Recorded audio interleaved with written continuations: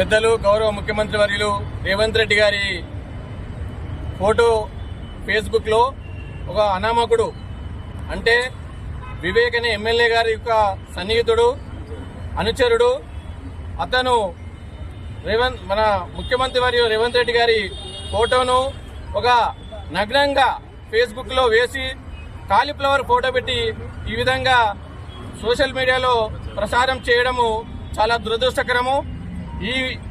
ఆ పాషా అనే వ్యక్తి ఈ బీఆర్ఎస్ పార్టీకి చెందిన వాళ్ళు, వివేక్ ఎమ్మెల్యే గారు వారి అనుచరుడు. ఆ అనుచరుడు ఆ ఎమ్మెల్యేకి చెప్పడం వల్లనే ఈ వ్యక్తి ఈ విధంగా చేయడం జరిగింది. కాబట్టి ఇతని మీద మేము complaint Kukatpally JNTU police station లో కంప్లైంట్ ఇవ్వడం జరిగింది. సీఐ గారికి మేము క్లియర్ గా చెప్పాము, ఖచ్చితంగా పాషా అనే వ్యక్తి మీద కంపల్సరీగా యాక్షన్ తీసుకొని అరెస్ట్ చేయాలని చెప్పి సీఐ గారికి విన్నపించడం జరిగింది.